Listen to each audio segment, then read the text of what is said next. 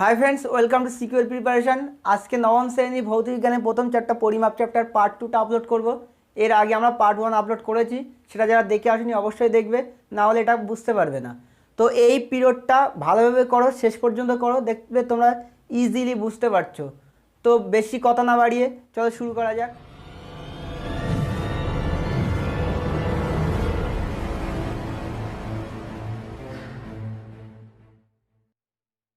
তো ফ্রেন্ডস আমরা প্রথম ভিডিওতে দেখেছি অলরেডি যে এককের বিভিন্ন পদ্ধতি সম্পর্কে আলোচনা করেছি, যেমন আলোকবর্ষ, পারসেক, এই সমস্ত। তো আজকে প্রথমে দেখো মাত্রা। মাত্রা কি না, সমস্ত ভৌত রাশি এককগুলিকে মূল যে তিনটি একক আছে দৈর্ঘ্য, ভর এবং সময়, এই তিনটি একক দ্বারা প্রকাশ করা যায়।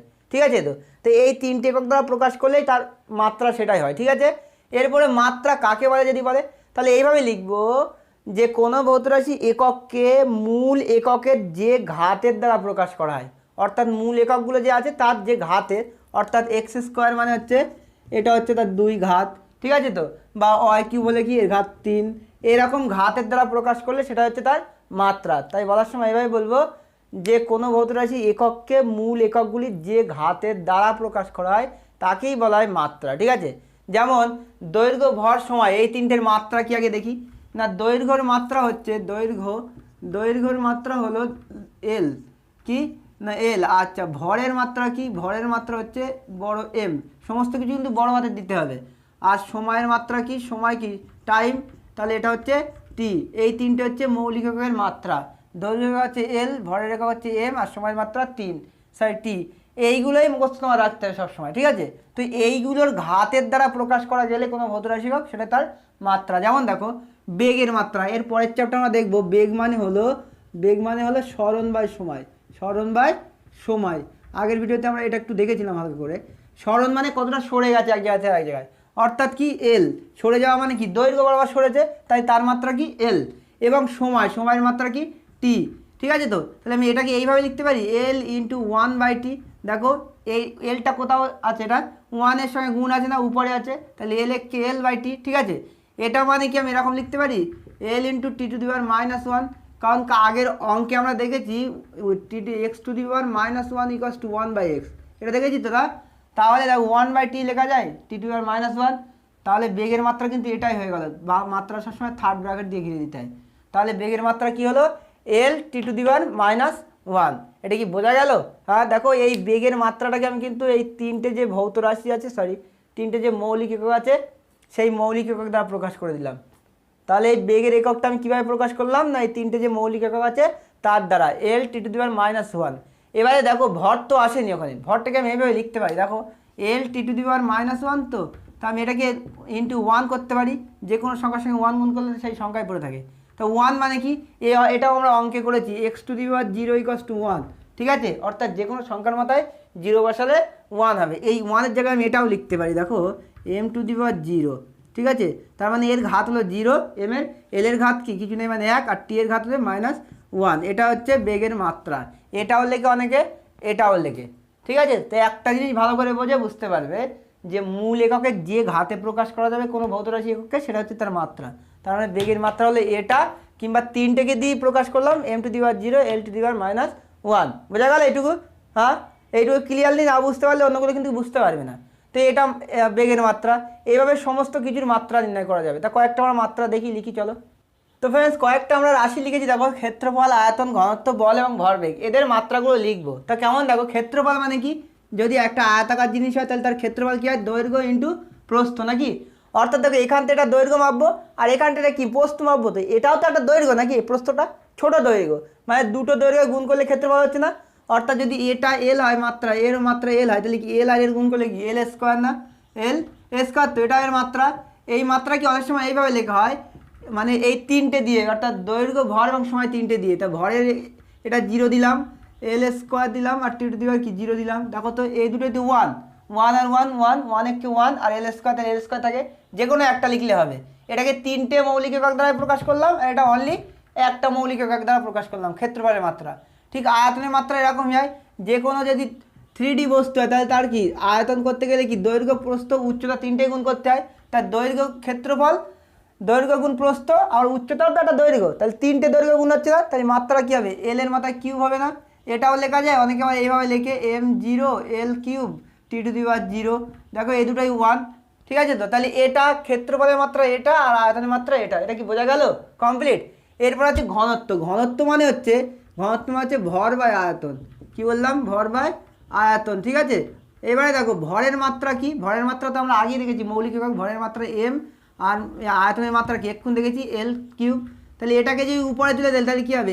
m l -3 হয়ে যাবে না? নিচের কিউবটা উপরে গেলে -3, আগের দিনে হিসাব যে নিচের থেকে উপরে গেলে কি সেটা মাইনাস হয়, আবার মাইনাস উপর থেকে নিচে আসলে প্লাস হয়ে যায়। এবারে এটাও লিখতে পারো, অথবা অনেকে লেগে কি এটা t দিয়ে রেখে দেয় l -3 আর t⁻0 দিলে হয়ে যাবে, সমস্যা নেই। যে কোনো একটা লিখলে হবে, ঠিক আছে, দুটোই তোমার লিখতে হবে না। তাহলে ঘনত্বের মাত্রা লিখলাম এটা, আয়তনের মাত্রা লিখলাম এটা বা এটা, আর ক্ষেত্রফলের মাত্রা দিলাম এটা বা এটা। আর ঠিক বলের মাত্রা, বল মানে কি? এর পরের চ্যাপ্টার দেখবো নিউটনের দ্বিতীয় গতিসূত্র। বল মানে হচ্ছে ভর ইন্টু ত্বরণ। ভর ইন্টু কি?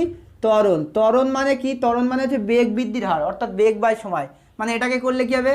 ভর ইন্টু কি? বেগ বাই কি? বেগ বাই সময়। এবার এর আগে কিন্তু বেগের মাত্রা আমরা অলরেডি দেখেছি। তা ভরের মাত্রা কি?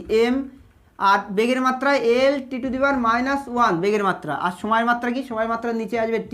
তাহলে এটাকে যদি সাজিয়ে লিখি তাহলে এইভাবে হবে। তো দেখো তো m l আর t কত আছে দেখো -1, আর এখান থেকে উঠে গেলে এটাও তো -1 হবে, তাহলে -1 -2, ঠিক আছে। তাহলে এটা হলো বলের মাত্রা। বলের মাত্রা কি হলো? m l t⁻−2। কমপ্লিট। এটা বোঝা গেল?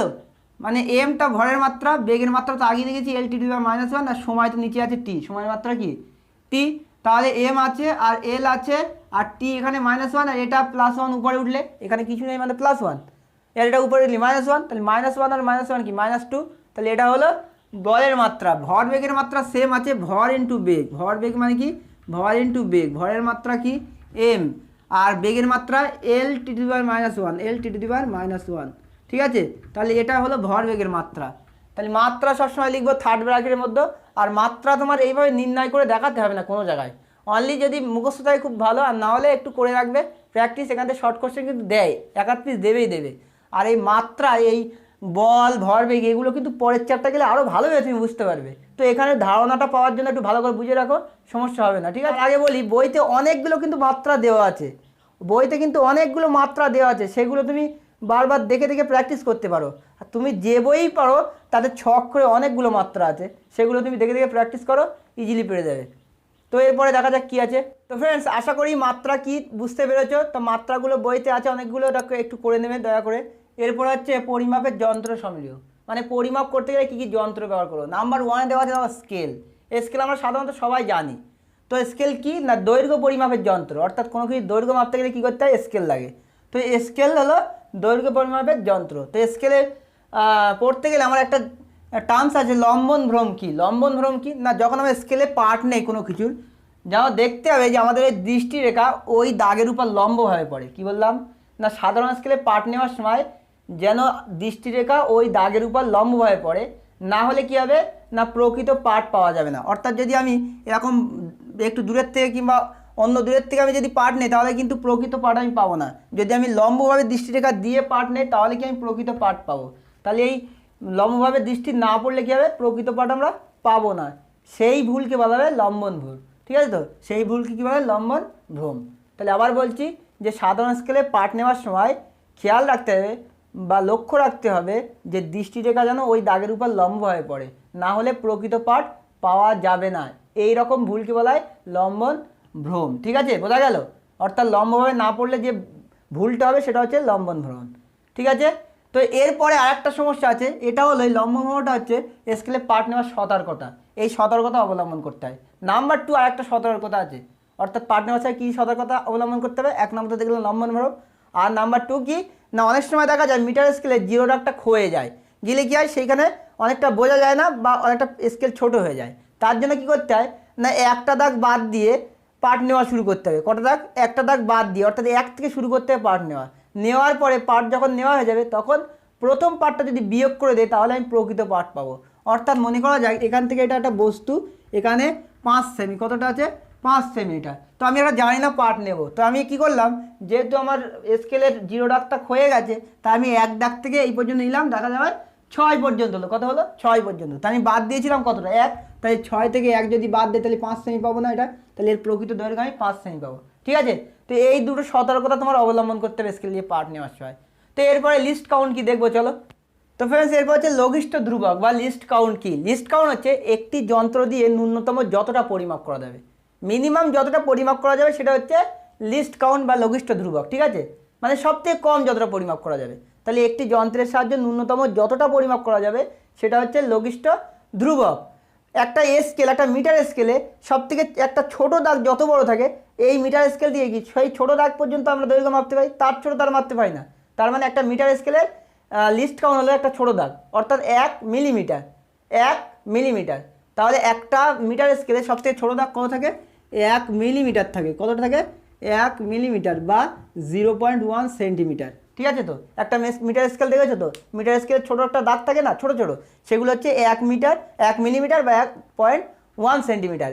অর্থাৎ একটা স্কেল দিয়ে, ওই মিটার স্কেল দিয়ে সব থেকে এই 1 মিলিমিটার বা 0.1 সেন্টিমিটার কী হবে না মাপতে পারবো, তার কমে আর মাপতে পারবো না। তাহলে ওই মিটার স্কেলের লিস্ট কাউন্ট হলো 1 মিলিমিটার বা 0.1 মিলিমিটার। ঠিক আছে, তো ফ্রেন্ডস এবার একটু পরিমাপের ত্রুটি আমরা নির্ণয় করবো, অর্থাৎ একটা মিটার স্কেল দিয়ে যদি একটা দৈর্ঘ্য মাপি তার ত্রুটি কতটা হতে পারে।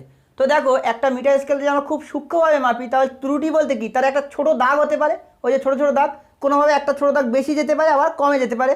তো মনে করা যাক একটা বস্তুর দৈর্ঘ্য হচ্ছে এক্স, তাহলে তার প্রকৃত দৈর্ঘ্য কি হয়, একটা দাগ বেড়ে গেছে নাই কমে গেছে, অর্থাৎ কোনোভাবে একটা দাগ এক্সট্রা ধরে ফেলেছি, অথবা একটা দাগ কি ছেড়ে গেছে, তাহলে কি প্লাস মাইনাস 0.1 সেমি না। অর্থাৎ একটা বস্তুর গড় দৈর্ঘ্য যদি এক্স সেমি হয় তাহলে তার ত্রুটি কতটা হবে? 0.1। তাহলে তার প্রকৃত দৈর্ঘ্য কত হবে? হয় তার সঙ্গে 0.1 যোগ হবে নয় বিয়োগ হবে নাকি। তো এটা হচ্ছে কি না প্রকৃত দৈর্ঘ্য। এবার আমরা এই দৈর্ঘ্য শতকরা ত্রুটি বার করব, কত? শতকরা ত্রুটি। তাহলে দেখো এখান থেকে এক্সে আমার ত্রুটি বার হচ্ছে কি 0.1 নাকি এক্সে, তাহলে একে কতটা হবে? একে হচ্ছে 0.1 বাই এক্স নাকি। 100 কত হবে? শতকরা মানে 100 দিয়ে গুণ করতে হয়, 0.1 বাই এক্স ইন্টু কি 100। ঠিক আছে, তো তাহলে দেখো এটা হচ্ছে লিস্ট কাউন্ট, তো হ্যাঁ, অর্থাৎ ছোটো দাগ, লিস্ট কাউন্ট বাই প্রকৃত দৈর্ঘ্য বা গড় দৈর্ঘ্য ইন্টু 100, এটাই হলো কি শতকরা ত্রুটি। তাহলে শতকরা ত্রুটির একটা নিয়ম পেয়ে গেল না, শতকরা ত্রুটি, ত্রুটি দেখো ইকুয়ালস টু কি, দেখো তো এটা হচ্ছে লঘিষ্ঠ ধ্রুবক, লঘিষ্ঠ কি ধ্রুবক বাই, দেখো বাই হচ্ছে গড় পাঠ নাকি, এটা গড় পাঠ, অর্থাৎ গড় দৈর্ঘ্য বা গড় প্রস্থ ইন্টু কি 100। ঠিক আছে, তো তো এটা কিন্তু আমার লাগবে, এটা একটু দেখে নাও, শতকরা এটা লিখে নাও। শতকরা ত্রুটি হচ্ছে লঘিষ্ঠ ধ্রুবক বাই গড় পাঠ ইন্টু 100। এটা দিয়ে অনেক সময় অঙ্ক দিয়ে থাকে। ঠিক আছে, তাহলে আমরা শতকরা ত্রুটি দেখলাম কি না লঘিষ্ঠ ধ্রুবক মানে ছোট একটা ঘরের মোট মান বাই গড় পাঠ ইন্টু 100, এটা দিয়ে কি গড় ত্রুটি আমরা বার করতে পারবো। ঠিক আছে, তো তো এরপরে কি আছে দেখো, তো ফ্রেন্ডস এরপরে একটা কোশ্চেন লেখা আছে, রৈখিক স্কেলের সাহায্যে পাতলা কাগজের বেদ অর্থাৎ পুরু কীভাবে নির্ণয় করবে। তো পাতলা কাগজের তো এত পাতলা হয় সেটা সে তো স্কেলের কোনো দাগই আসে না, না অর্থাৎ একটা ছোটো দাগেও আসে না, তো সেটা কিভাবে সম্ভব না। প্রথমত এই কাগজটা যদি আমি বেদ নির্ণয় করি তাহলে এই কাগজটাকে অনেকগুলো ভাঁজ দিয়ে নেবো, কতগুলো অনেকগুলো ভাঁজ দিয়ে নিব। তো ভাঁজ দেওয়ার পরে সেটা যখন পরিমাপযোগ্য হয়ে যাবে সেটাকে রৈখিক স্কেল দিয়ে পরিমাপ করব। ঠিক আছে, তো পরিমাপ করার পরে সেই ভাঁজ সংখ্যা দিয়ে পরিমাপটাকে যদি ভাগ করা হয় তাহলে এর যে বেদ সেটা আমরা পেয়ে যাব। ঠিক আছে, তো কিভাবে মনে করা যাক এই কাগজটা ভাঁজ দিতে দিতে 20টা ভাঁজ দিলাম, কটা ভাঁজ? 20টা ভাঁজ দিলাম। ভাঁজ দেওয়ার পরে এটা স্কেলের ছোট দুটো দাগ গেল, কত দাগ? দুটো, অর্থাৎ 2 মিলিমিটার বা 0.2 সেন্টিমিটার গেল নাকি। তাহলে একটা এই বেদের মান কত হবে না, একে কত দেখলে হয়ে যাবে না 0.2 সেমি ডিভাইডেড বাই কত 20, অর্থাৎ কত হয় এটা 0.01 সেন্টিমিটার না। দেখো তো 0.01 সেন্টিমিটার। তো তাহলে আমরা দেখলাম যে একটা পাতলা কাগজের বেদ কীভাবে নির্ণয় করবো না, পাতলা কাগজটি ভাঁজ দিতে হবে, ভাঁজ দেওয়ার পরে সেটি যদি পরিমাপযোগ্য হয় তাহলে সেটা রৈখিক স্কেল দিয়ে মাপবো, মাপার পরে সেই ভাঁজ সংখ্যা দিয়ে ভাগ করলে আমরা কাগজটির বেদ নির্ণয় করতে পারবো। ক্লিয়ার? এটা বইতে ক্লিয়ারভাবে আছে। তো এটা হচ্ছে মূলনীতি, যে ভাঁজ দেবো, দেওয়ার পরে একটু মোটা হবে, তারপরে সেটাকে স্কেল দিয়ে মাপবো, মাপার পরে সেটাকে ভাঁজ সংখ্যা দিয়ে ভাগ করব, করলে পাতলা কাগজের বেদ অর্থাৎ পুরো আমি পেয়ে যাবো। ঠিক আছে, এইভাবে একটা বক্ররেখার দৈর্ঘ্য নির্ণয় করা যাবে। কিভাবে না, একটা সুতো দিয়ে যদি এই বক্ররেখা বরাবর আমি দিয়ে দেই, সুতো দিয়ে সেই সুতোটা তুলে যদি আমি স্কেল দিয়ে মাপি তাতেও কিন্তু আমি এই বক্ররেখার দৈর্ঘ্য আমরা পেয়ে যাবো রৈখিক স্কেলের সাহায্যে। কীভাবে? এই স্কেল এরা রৈখিক বক্ররেখা, এখানে সুতো দেবো, সুতো দিয়ে এইভাবে সুতো দেবো, দেওয়ার পরে সুতোটা তুলে আমি স্কেল দিয়ে মাপবো, মাপলে আমি এর দৈর্ঘ্য পেয়ে যাবো। ঠিক আছে, তো এইভাবে স্কেল দিয়ে অনেকগুলো জিনিসের পরিমাপ ওখানে লেখা আছে বইতে, দেখবে যে বই পড়ো সব বইতে আছে, তো একটু দেখে নেবে জাস্ট। নেক্সট জায়গা কী আছে। তো ফ্রেন্ডস এরপর হচ্ছে সাধারণ তুলাযন্ত্র। সাধারণ তুলাযন্ত্র কি না, যার সাহায্যে ভরের পরিমাপ করা হয়, কি বস্তুর ভর পরিমাপ করা হয়, সেটা হচ্ছে সাধারণ তুলাযন্ত্র। কমপ্লিট। এরপরে হচ্ছে যে এই তুলাযন্ত্রে বাটখারাগুলি 2:1:2:5 অনুপাতে থাকে কেন, মানে এই অনুপাতে কেন থাকে, এই কোশ্চেনটা খুব ইম্পর্টেন্ট। তো এই কোশ্চেনের অ্যান্সারটা কি না, যে বাটখারাগুলো আমার থাকে তুলাযন্ত্রের জন্য, সেই বাটখারা সবথেকে কম বাটখারা দিয়ে, সবথেকে ছোটো বাটখারা দিয়ে 10 মিলিগ্রাম থেকে 211.10 গ্রাম পর্যন্ত যে কোনো ভর আমরা পরিমাপ করতে পারি। তাহলে প্রশ্ন পড়তে পারে যে ওজন বাক্সে বাটখারাগুলো 1:2:5 অনুপাতে থাকে গেল না, বলতে হবে সবথেকে কম বাটখারা ব্যবহার করে আমরা 10 মিলিগ্রাম থেকে 211.10 গ্রাম পর্যন্ত আমরা সমস্ত ওজন পরিমাপ করতে পারি। ঠিক আছে, তাহলে কি বললাম না, সব থেকে কম বাটখারা ব্যবহার করে 10 মিলিগ্রাম থেকে 211.10 গ্রাম ভরের যে কোনো বস্তুর ভর আমরা পরিমাপ করতে পারি, এই কারণে এই অনুপাতে থাকে। কমপ্লিট। এরপরে আমি একটা তুলাযন্ত্রের ছবি এঁকেছি, হয়তো আঁকতে পারিনি ঠিকঠাক, তবু এঁকেছি আমি জাস্ট দেখানোর জন্য। এটা হচ্ছে তুলা পাত্র, এটা কি তুলা পাত্র, এই দুটো। ঠিক আছে, আর এটা হচ্ছে তুলা দণ্ড। আর এইখানে কি একটা সূচক কাঁটা থাকে, সেই কাঁটাটা যখন ব্যালেন্স অবস্থায় থাকে তখন এটা জিরোতে থাকে। আর এই একটা দড়ি মতো দেখা যাচ্ছে, এটা হচ্ছে ওলন দড়ি। ঠিক আছে, এটা হচ্ছে একটা তুলাযন্ত্রের সাধারণ একটা রূপ। আর এটাকে পুরোটা একটা কাঁচের বাক্স দিয়ে ঢাকা থাকে। ঠিক আছে, কারণ বাইরের আবহাওয়া বা হাওয়া গিয়ে বা বাতাস গিয়ে যেন এই তুলাপাত্রে কোনো সমস্যা না পাকাতে পারে, তো এই কারণে। তাহলে এখানে কি বললাম, তুলাপাত্র বা তুলাযন্ত্র কি না, যে যন্ত্রের সাহায্যে ভরের পরিমাপ করা হয় সেটা হচ্ছে তুলাযন্ত্র। না তুলাযন্ত্রের বাটখারাগুলো 1:2:2:5 অনুপাতে থাকে গেল না, সবথেকে কম বাটখারা ব্যবহার করে 10 মিলিগ্রাম থেকে 211.10 গ্রাম পর্যন্ত সমস্ত ভরের বস্তুকে আমরা মাপতে পারি, এই কারণে এই অনুপাতে থাকে। ঠিক আছে, আর এটা একটু দেখবো। এরপরে একটি তুলাযন্ত্র সুবেদিতার কিছু শর্ত আছে, অর্থাৎ সুবেদিত হতে গেলে কিছু শর্ত মেনটেন করতে হবে, সেই শর্তগুলো দেখবো। তো চলো। তো ফ্রেন্ডস এরপর হচ্ছে সুবেদিতার শর্ত। সুবেদিতার শর্ত বোঝাতে গেলে ছবিটা জরুরি ছিল, কিন্তু ছবিটা আমি মুছে দিয়েছি, তথাপি বলছি ভালো করে দেখো, ছবিটা দেখবে। তুলাদণ্ডকে লম্বা হালকা হতে হবে, অর্থাৎ যে তুলাদণ্ড আছে ওটাকে লম্বা এবং হালকা হতে হবে। নাম্বার 2 আছে দেখো, সূচক কাটাকে লম্বা হতে হবে, অর্থাৎ যে সূচক আছে মাঝখানে ওটা যত বেশি লম্বা হবে তত সুবেদী হবে। নাম্বার 3 আছে দেখো, তুলা পাত্র দুটিকে হালকা, যাতে রেখে আমি মাপবো সেই পাত্র দুটিকে প্রচণ্ড পরিমাণে হালকা হতে হবে। তাহলে এটাই হলো তুলাপাত্রে সুবেদিতার শর্ত। ঠিক আছে, তো একটু ভালো করে দেখবে, বইতে তো ইজিলি আসে, আর এই 3টে মুখস্থ করে দেবে, হয়ে যাবে। ঠিক আছে, তো তাহলে তুলা পাত্রকে হালকা হতে হবে, তুলাদণ্ডকে লম্বা এবং হালকা হলে ভালো হয়, আর কি সূচক কাঁটাকে লম্বা করতে হবে। ঠিক আছে ফ্রেন্ডস, এরপরে হচ্ছে মাপক চোঙ। মাপক চোঙ কি না, মাপক চোঙের সাহায্যে তরল পদার্থের আয়তন নির্ণয় করা হয়। কি নির্ণয় করে বা কী মাপ হয়, তরল পদার্থের আয়তন মাপ হয়। ক্লিয়ার। এরপর হচ্ছে মাপক চোঙের সম্ভাব্য শতকরা ত্রুটি। এখন দেখো, মাপক চোঙের একটা ঘর যদি কোনো ত্রুটি হয়, মনে করা যাক একটা মাপক চোঙের সাহায্যে কিছু একটা মাপবো, মাপতে গেলে কি একটা ঘরের ত্রুটি হতে পারে নাকি, হয় একটা ঘর বেশি হয়ে যেতে পারে, নাই একটা ঘর কম হয়ে যেতে পারে, আমার দেখার সমস্যার জন্য। তো এই একটাই তো ত্রুটি হতে পারে। তো ধরা যাক কোনো তরলের আয়তন xcc, কতটা xcc, তাহলে xcc যদি হয় তাহলে তার ত্রুটি কতটা হবে, 1 হবে, কারণ একটা দাগে আমার ত্রুটি আসতে পারে। তো xcc-তে ত্রুটি হচ্ছে 1, একে কত 1/x নাকি, তাহলে 100 কত হবে, 100 হবে 1/x × 100 নাকি, এই পার্সেন্টেজ হবে তো নাকি, তাহলে এটা তো 100 দিয়ে গুণ করা মানে পার্সেন্ট, তাহলে এই পরিমাপের সম্ভাব্য শতকরা ত্রুটি হচ্ছে 1/x × 100। 1/x, x হচ্ছে কি প্রকৃত তার আয়তন। ঠিক আছে, তার আয়তন কতটা আমি তো জানি না, তাহলে 1/x × 100, এটা হচ্ছে তার পার্সেন্টেজ, এটাই সম্ভাব্য শতকরা ত্রুটি। বোঝা গেল? হ্যাঁ, শতকরা ত্রুটি বার করা, এটা হচ্ছে আয়তন কতটা হলো আর 100 দিয়ে গুণ করে দেবো। ঠিক আছে, তো ফ্রেন্ডস একটা কোশ্চেন লিখেছি দেখো, মাপক চোঙের সাহায্য কীভাবে অসম আকৃতির বস্তুর আয়তন নির্ণয় করবো। অর্থাৎ বস্তু যদি সমান আকৃতি না হয় তাহলে আয়তন নির্ণয় করা খুব কষ্টসাধ্য হবে, আর সমান হলে কি জ্যামিতিক পদ্ধতি করতে পারবো। তো অসম আকৃতি আয়তন কীভাবে নির্ণয় করবো, তো দেখো প্রথমে সেই বস্তুকে একটা সরু সুতো দিয়ে বাঁধতে হবে। ঠিক আছে, বাঁধার পরে একটা চোঙে নির্দিষ্ট দাগ পর্যন্ত জল নিতে হবে, মনে করা যাক 3 দাগ পর্যন্ত জল নিচ্ছে, কতটা 3 দাগ পর্যন্ত। ঠিক আছে, এবার সরু সুতো দিয়ে ওই বস্তুকে যদি আমি এই জলের ভিতরে ডুবিয়ে দেই তাহলে কি জল কিছুটা উঠবে না, জল কিছুটা উঠে যাবে। তো তা মনে করলাম সেটা উঠে 5 পর্যন্ত গেল, কতটা গেল 5 পর্যন্ত গেল, তাহলে তার আয়তন কতটা না, এখন যতটা জল উঠেছে মাইনাস আগে যতটা জল ছিল নাকি, হ্যাঁ, তাহলে বর্তমানে জল কতটা উঠলো জলতল মাইনাস আগে কতটা জলতল ছিল, এটাই তো তার আয়তন নাকি। তাই প্রথম অবস্থায় যদি জলতল থাকে 3 আর এখন যদি 5 ওঠে তাহলে আয়তন কত 5 - 3 অর্থাৎ 2 সিসি না? হ্যাঁ মাপক চোঙে 2 সিসি তো। হ্যাঁ তাহলে এটা ভালো করে দেখবে একটু। তো কিভাবে বলবো না, অসমাকৃতি বস্তুকে সরু সুতো দিয়ে বেঁধে যদি একটি মাপক চোঙে নির্দিষ্ট দাগ পর্যন্ত জল নিয়ে সেই জলে যদি ডুবিয়ে দেওয়া হয় তাহলে জলতল কি কিছুটা উপরে উঠবে, তাহলে জলতল কিছুটা উপরে উঠবে। এবারে এখনকার জলতল থেকে আগের যে জলতল ছিল সেটা যদি বিয়োগ করে দেয় তাহলে কি জলতল এই আমি অসমাকৃতি বস্তুর আয়তনটা পাবো তো নাকি? হ্যাঁ তো এগুলো কিন্তু বইতে খুব সুন্দর করে লেখা আছে।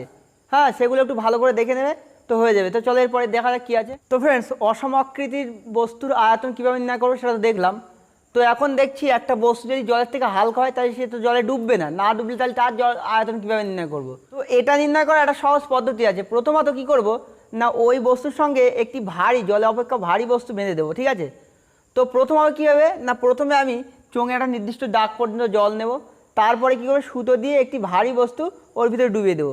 দিলে কী হবে, প্রথম অবস্থায় মনে করা যাক আয়তন ছিল ভি, ঠিক আছে, বা V1। এবারে যখন আমি সেই বস্তুটা ডুবিয়ে দিলাম অর্থাৎ যে বস্তুটা জল অপেক্ষা ভারী, এবার জলতল উঠলো মনে করো V2 পর্যন্ত, ঠিক আছে তো। হ্যাঁ V2 পর্যন্ত। এবারে ওই বস্তুকে যে জল অপেক্ষা হালকা বস্তু যার আয়তন আমি মাপবো তার সঙ্গে জড়িয়ে দেবো, দেওয়ার পরে সেটাকে আমি আবার জলে ডুবিয়ে দিলাম। দিলে কি আমার জলতল আরও উঠবে তো নাকি? তা আরও উঠলে মনে করলাম সেটা V3 পর্যন্ত উঠলো। কতটা উঠলো? V3, ঠিক আছে তো।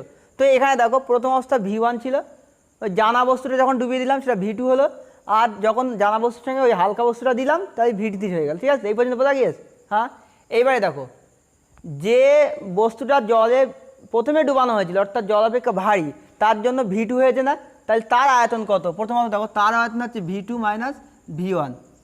তাহলে তার আয়তন V2 - V1, এটা ধরলাম V, করলাম V ধরলাম, অর্থাৎ যে বস্তুটা আমি ডুবিয়ে দিলাম সেই বস্তুটার আয়তন হচ্ছে V, ঠিক আছে তো। তোমার জল তাহলে এতটা উঠেছে। এরপরে কি আবার ওই হালকা বস্তুকে যখন আমি জড়িয়ে দিলাম তখন কি এতটা উঠবে V3 পর্যন্ত। তাহলে এখন ওই হালকা বস্তুটার আয়তন কত না, হালকা বস্তুটার আয়তন দেখো V3 জল তাহলে উঠেছে, তাহলে V3 মাইনাস এই ভিটা না, হ্যাঁ এই V3 মাইনাস ভিটা মানে V মানে কি এই V2 - V1। তো এই V2 - V1টা কি? V2 - V1 তো যে বস্তুটা ডুবিয়ে দিয়েছিলাম অর্থাৎ জল অপেক্ষা বেশি ভারী সেই বস্তুর আয়তনটা। তাহলে সেই বস্তুর আয়তন যদি V হয় তাহলে এখন দেখো ওই হালকা বস্তু যখন জড়িয়ে দিলাম তখন কিন্তু V3 পর্যন্ত উঠলো। তাহলে তার আয়তন কি এই V থেকে এই V3 থেকে ভিটা বাদ দিলে হয়ে যাবে তো নাকি? হ্যাঁ বোঝা গেল। তাহলে প্রথম অবস্থায় কি করলাম না, কিছুটা জল নিলাম বিকারে বা একটা চোঙে, নেওয়ার পরে কি করলাম একটি ভারী বস্তু সেখানে ডুবিয়ে দিলাম, দিলে কি V2 পর্যন্ত উঠবে জল। আবার ওই ভারী বস্তুর সঙ্গে ওই হালকা বস্তুটাকে জড়িয়ে দিয়ে আবার যদি ডুবিয়ে দেয় তাহলে কি জলতল V3 পর্যন্ত উঠবে। তাহলে V3 উঠলে কি হবে না, যে বস্তুটা প্রথমে জল অপেক্ষা ভারী তার আয়তন কতটা না V2 - V1, তার আগেই দেখেছি। এবারে কি আমরা হালকা বস্তু যখন জড়িয়ে দিলাম তখন V3 পর্যন্ত উঠেছে, তাহলে কি এই V3 থেকে এই V2 - V1টা বাদ দিয়ে দেবো, ঠিক আছে তো। তাহলে সেটা আমার কি হালকা বস্তুর আয়তন পাবো তো। হ্যাঁ তো এই সমস্ত পরীক্ষা বইতে অনেকগুলো করা আছে, সবগুলো একটু একটু দেখে রাখবে, ভালো করে দেখবে, লাস্টের দিকে অনেকগুলো পরীক্ষা করা আছে। তো এগুলো আর দেখা না আর এগুলো বলার চেষ্টাও করছি না। তো আজকে এই চ্যাপ্টারে এই পর্যন্ত। যদি কোনো রকম সমস্যা থাকে বুঝতে তাহলে কমেন্ট করবে, অবশ্যই জানিয়ে দেবো। তো চ্যানেলটা যদি ভালো লেগে থাকে অবশ্যই সাবস্ক্রাইব করবে আর বন্ধুদের মধ্যে শেয়ার করবে। তো পরে দেখা হচ্ছে নেক্সট একটা ভিডিওতে।